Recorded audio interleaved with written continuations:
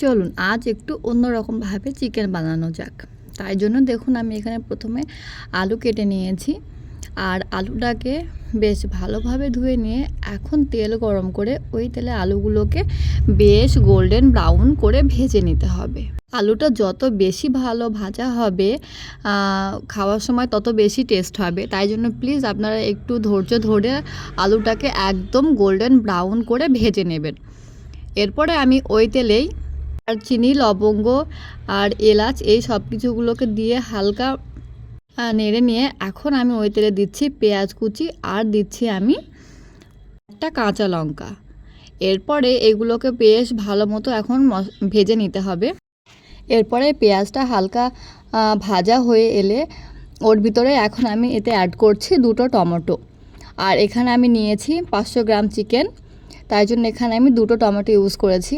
Tomato যারা খেতে পছন্দ করেন না তারা একটা স্কিপও করতে পারেন, তবে টমেটোটা দেবেন, এতে স্বাদ আর কালার দুটোই ভালো আসে। এরপর দেখুন আমি এতে দিচ্ছি আদা, রসুন আর জিরের পেস্ট।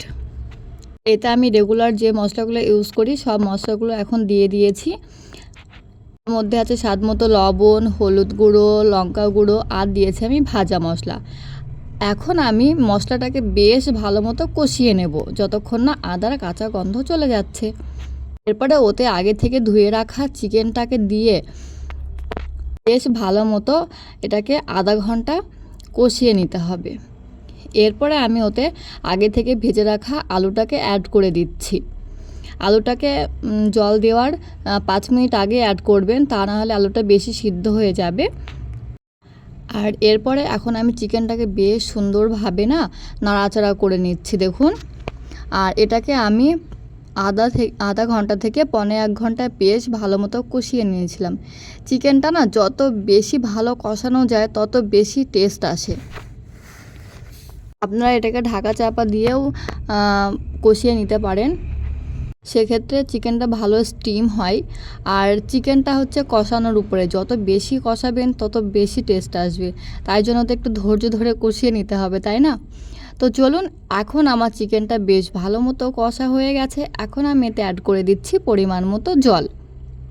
আর জলটা দেওয়ার পরে তো বেশিক্ষণ রান্না করার কোনো প্রয়োজন নেই, তার কারণ আমরা চিকেনটাকে আগে থেকে কষিয়ে রেখেছিলাম। এরপরে আমি এখন চিকেনটাকে 10 থেকে 15 মিনিট এটাকে আমি স্লো কুকে রান্না করে নেব। আপনারা চাইলে হাই ফ্লেমেও করতে পারেন, বাট স্লো কুকে করলে অনেক বেশি টেস্ট হয় সেই জন্য।